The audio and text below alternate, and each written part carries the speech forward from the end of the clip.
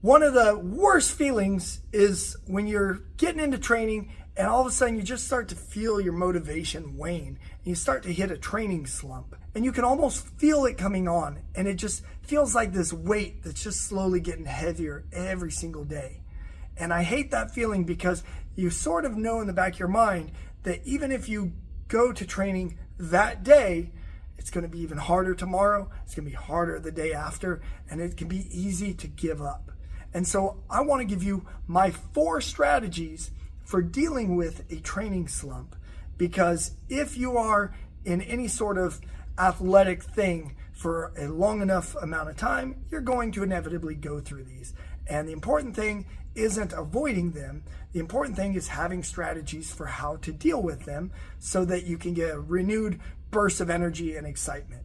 So strap in. I'm going to share with you my 4 strategies based on what the culprit is that causes the slump in the first place. Now, first of all, I do want to assure you that these lulls in motivation are a completely normal thing, and they're just a part of your martial arts journey. So if you're new to martial arts, don't let it freak you out. Just keep this video saved, I guess, and go back to it. Refer to it often whenever you need it. So here is culprit number 1, accumulated fatigue. Professional athletes use a training framework called periodization. It's definitely worth looking up and learning about. Basically, the way it works is they break up their larger training plan into periods of time, each period having a specific focus. Here's an example of what it looks like if you're curious. The microcycles represent individual workouts. Built into these plans are what are called taper phases. These are periods of time when the intensity level is turned down in order to allow the athlete to recover both physically and mentally from several weeks of high intensity training. Let me ask you this. If you've ever done any sort of sports or athletics, have you ever taken a week or 2 off and then come back expecting to do poorly and you actually do some of the best work that you've done? If so, that's probably because you've had an accumulation of fatigue and your body finally got a chance to recover. In the sport of bodybuilding, they refer to these taper phases as deload and reload. It's where they strip some of the weight off the bar to deload the bar, and then they slowly build back up to reloading the bar. And they'll usually do like maybe 8 to 12 weeks of heavy lifting, followed by 2 to 4 weeks of lighter lifting. And I only share this with you just to show that it is a very common thing in the professional athlete world to build in these less intense recovery periods into training. However, in the general gym culture, there's often this attitude of you've got to go 100% every single day. Anything less is a waste of time. And this often leads people to burning out because their body needs a break, but their minds tell them that if they take one, then they are slacking. When I was boxing, I would train hard 5 times a week for 4 weeks.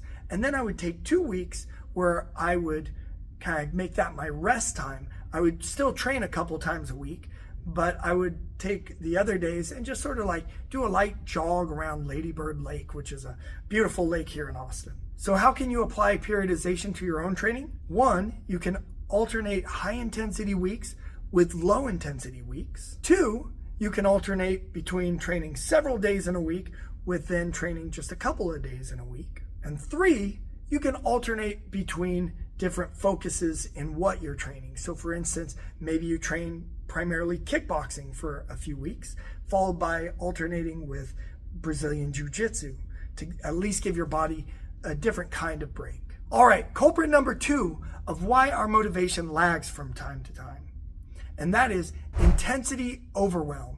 You see, you and I, we're goal-oriented people. This is why we often get into martial arts. The only problem is that we can start to set expectations on ourselves that are so high and so hard to hit that they suck the fun right out of training. Personally, this is one of the main culprits that I struggle with, and I've developed 3 ways to deal with it. 1, change workouts constantly. I find that changing my workouts regularly sort of resets that bar that I've set, that standard that I've set, because I can't really go off of previous workouts because I'm doing something new. So about every 2 to 4 weeks, I will change my workout completely so that I can't compare how I'm doing now to how I did previously. Number 2 is to set floor and ceiling goals. This one was a game changer for me.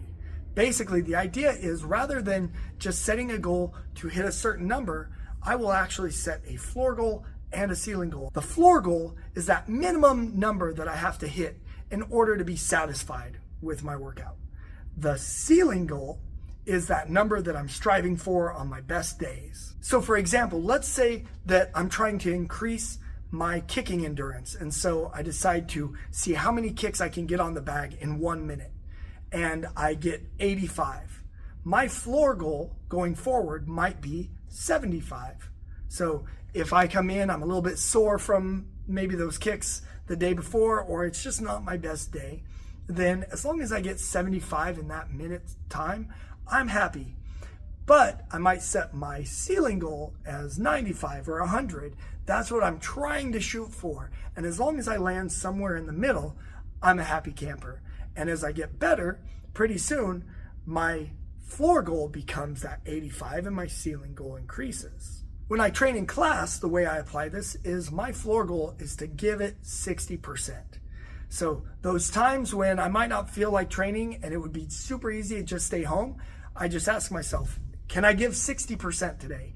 And if I can, then I come in and maybe everybody's doing stuff at full speed and I'm just kind of going here. But you know what? I'm happy with that because I still walked in the gym. And the most important thing with deciding how good you get is to learn to be consistent. It's to keep that habit of consistency. So as long as I give 60%, then to me, that is a successful training day. The third thing I do is to focus on finding flow. One of the best feelings in training is when you get in that state of flow. Now, flow is often defined as that state where we're right on the edge of our abilities, our skills. The way that I like to think of it is train at the pace where you're having fun. If you're training too light, you're going to get bored. But if you're training too hard, you're going to feel overwhelmed. You're not going to enjoy it. You're going to leave the gym excited to get home. And the next time that it's time for you to go to class, you're going to go, I don't know if I really want to go. So go at the pace where you're having fun. And as you get better, as you improve, that pace will continue to grow as well. Culprit number 3, when we feel our motivation for training start to lag, is shifting priorities. A lot of new members I talk to express feeling almost guilty that they're not as active as they used to be when they were younger. And I like to remind them that they probably didn't have nearly as many important things going on in their life as they do now. So, for instance, when I was younger, I would get home from school, eat lunch, then grab all my stuff, head off to the gym, start training by usually about 4:30 or 5. And I would just stay and train until my instructor would give me a ride home that night, probably about 9:30 or 10. My dinner would be waiting in the microwave for me. And I would rinse and repeat that at least 5 or 6 days a week. So my entire life was built around training. But now that I've gotten older, I have a family, I have a wife and a kid. I also have a business that I'm very grateful for and I have a lot of pride around. And so I don't get to train like I used to train. I try and put in 30 minutes a day, most days a week. My floor goal is 4 days a week, but I try and get 6 or 7. And that's good for me. I've got so many things going on that I need to sort of have realistic expectations. And sometimes people burn themselves out because they're trying to be here every single day for multiple classes while trying to juggle a very busy life outside of here. Sometimes I feel like it's because they want to be that athlete that they once were. And it's just important to realize that, hey, you probably have other great things going on in your life that you didn't then. Maybe you're a parent, or maybe you're married and you still have a wonderful husband or wife to take care of. Maybe you have a career you're building, and you just have to let everything sort of shift and fall into its place. So don't beat yourself up if you're not training like you used to, or if you're not in the body that you were when you were a teenager. You probably would not trade some of the great things you've got going on now for that lifestyle. With that said, a big mistake we often make is mistaking things that are urgent for things that are important. One of the main excuses I get when people quit training here is that work has just gotten busy, life's gotten busy, and so they need to quit and put their attention somewhere else. But a lot of those same people will come back years later and they'll see the people that they were training with who are at the same level as them, and now those people are well beyond it, and they'll express that they really regret having given up when they did. And so here's the question I like to pose to people when they're running into that conflict of they've got a lot going on in their life, should they give up training or not? And that is, will this matter in 5 years? Usually, the things that feel so important in the moment won't really matter 5 years from now. Yet, whether I am 5 years further along in my martial arts goals and my fitness, health, physical, mental well-being, and everything else that comes along with it, or I've let those things slide, will matter to me. And culprit number 4, having crappy goals. The final cause behind lagging motivation is having poor or no goals. This is especially true in martial arts, where improvement in a lot of areas can be hard to measure. When most people first start martial arts, they don't really have to worry about this because the learning curve is so steep that they'll see very obvious improvements in a very short amount of time. For instance, most people will double or triple the power of their punches and kicks within just one private lesson with me. This is not meant as a plug for my private lessons, but while we're here. However, after a few months, that learning curve starts to taper off and improvements become less and less noticeable. Not only that, but your training partners are improving as well. So it's hard to see your improvement in relation to them in things like sparring because of the whole Red Queen principle, where it's like as you're running forward, they're running forward, and so you guys are always kind of at the same level together. Sometimes it can feel like you're almost stuck, and then someone new will come in and you'll spar with them, and that's where you'll really see like, wow, you've actually grown so much more. You just don't see it in relation to the people that you've been training with. In order to set goals in your martial arts training, you want to identify 3 things. 1, goals that are easy to measure.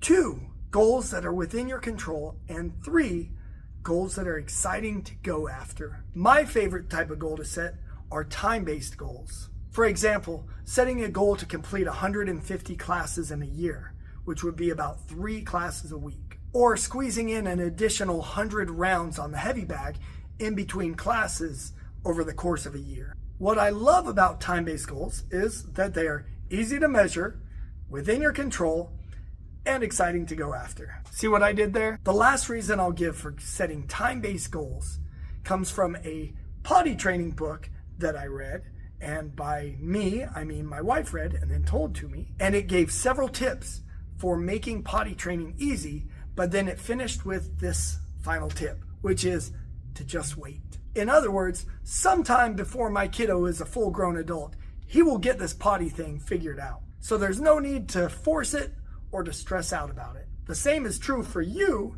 and your martial arts training. Improvements will rarely happen in a straight line.